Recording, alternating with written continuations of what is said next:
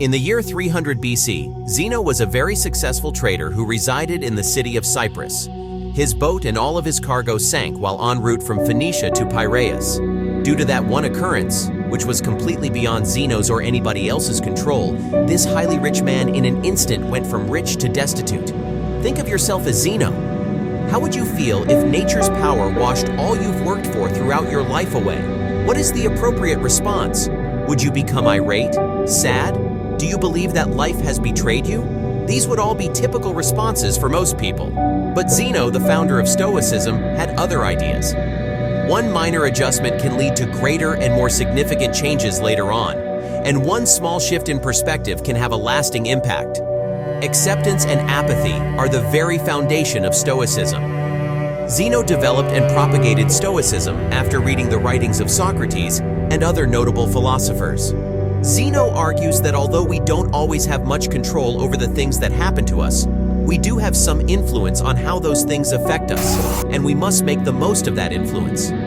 Zeno chose to preserve his cool, remaining calm and impartial despite his situation, rather than crying over spilled milk, or in this case, drowned goods. One minor adjustment can lead to greater and more significant changes later on, and one small shift in perspective can have a lasting impact. Today, a common misconception about Stoics is that they are unbreakable, don't frequently go to extremes with their emotions, and don't experience things like fits of fury or anxiety attacks.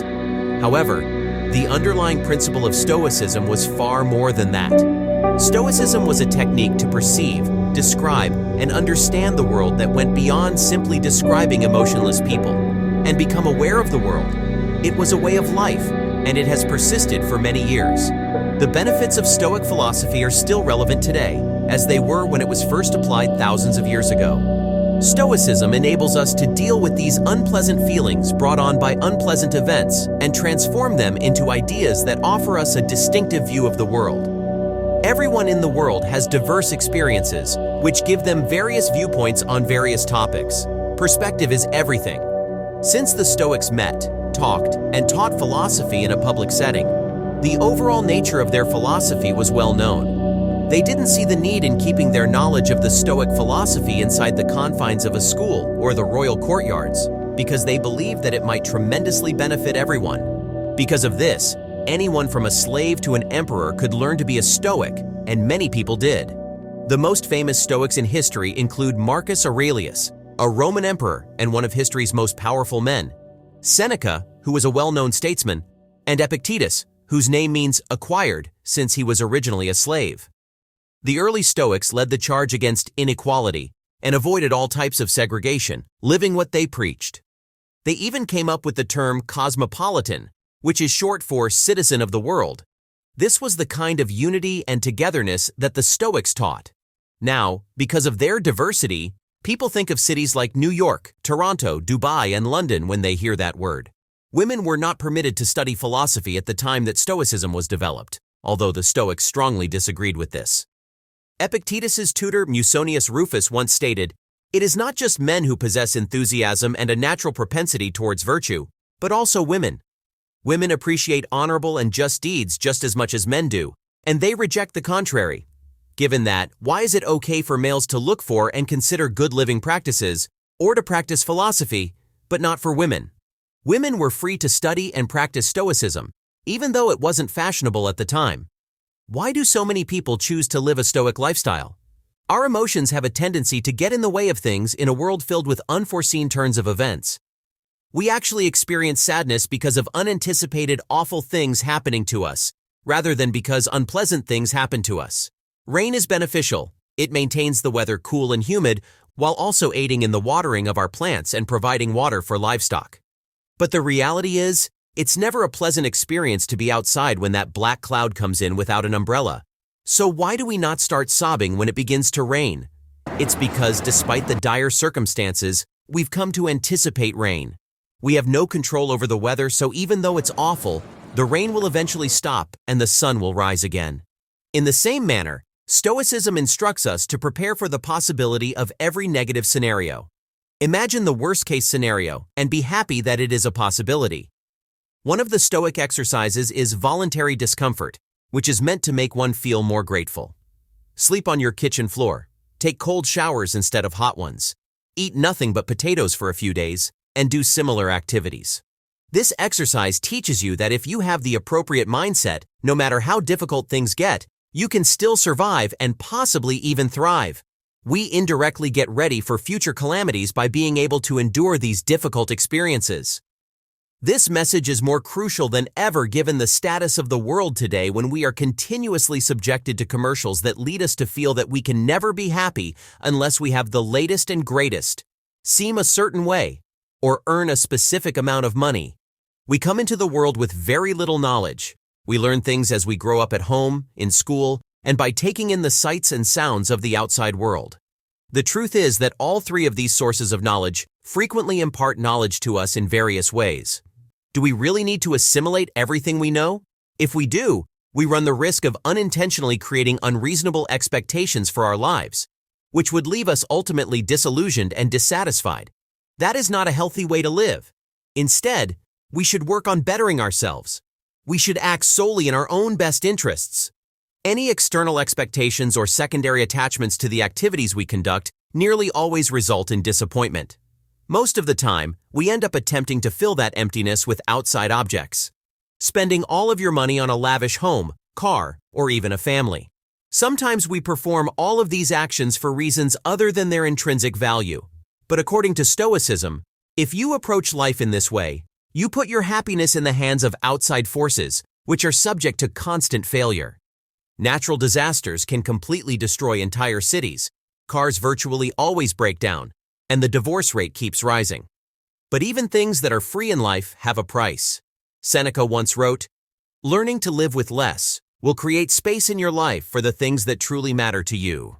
We must instead base our satisfaction only on our inherent worth as people, not on whatever we possess or are physically able to acquire. No matter what life throws at us, we must make the conscious decision to try our best to maintain composure. Because regardless of what it is we want, the majority of the things that happen to us are out of our control. But we do have complete power over how we respond to those situations. The most crucial idea in Stoic philosophy is the duality of control. Words of Epictetus say, "The chief task in life is simply this, to identify and separate matters so that I can say clearly to myself which are externals not under my control and which have to do with the choices I actually control." The Stoics advocate learning to distinguish between the things we can control and the things we cannot. Instead of judging ourselves by external factors, we should focus on internal ones. Setting goals is a positive quality, but from a Stoic perspective, it is pointless to lose your cool when such things don't go your way. Being a Roman emperor is much more difficult than making YouTube videos, yet it may still be proving to be difficult at times. You must first come up with a concept which takes a very long time, then do research on it, abandon it because it's terrible, and start over. Then you must script the video, make the video, edit it, create the thumbnail and title, and finish everything else before you can hit the upload button. Up to the point at which you click upload, everything is up to you. However, once you press the upload button, the YouTube algorithm gains control. Even still, many people rely on their assessment of the success of their YouTube channel or Instagram account on the number of views, subscribers, or followers they have, metrics that, for the most part, are out of your control. Instead of basing your assessment of your work's success on the fulfillment of your dreams for the future, as the Stoics advise, you should consider how much effort you put into it. Embrace the procedure. Living with less entails releasing yourself from the social restraints that you have effectively placed on yourself. Consider a person who has put in a lot of effort in their job over the past 6 months. He approaches his employer with his performance report since he now believes that he deserves a promotion.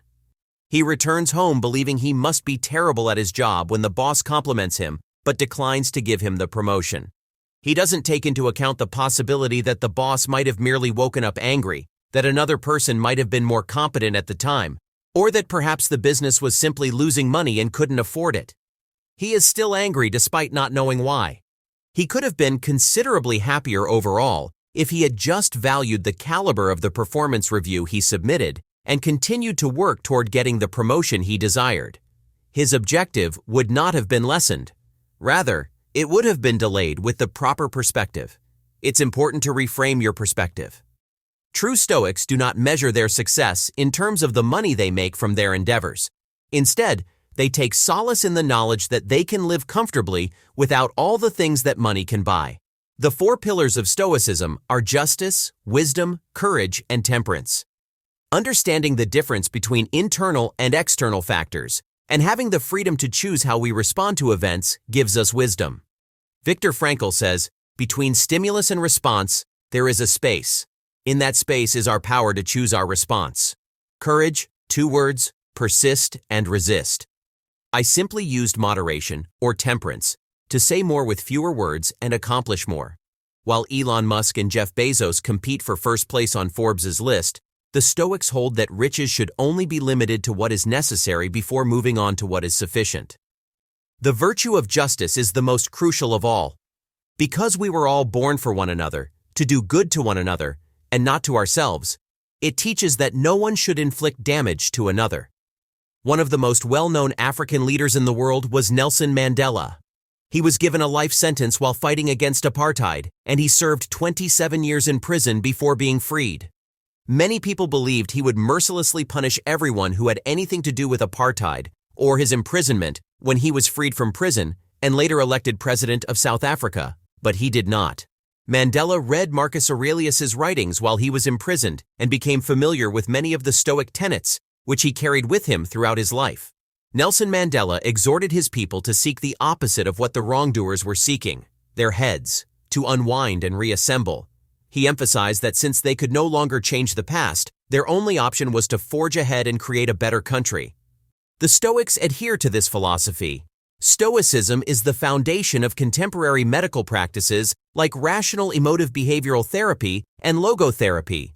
Patients can recognize harmful thinking patterns that may be the root of their emotional and behavioral problems with the help of REBT.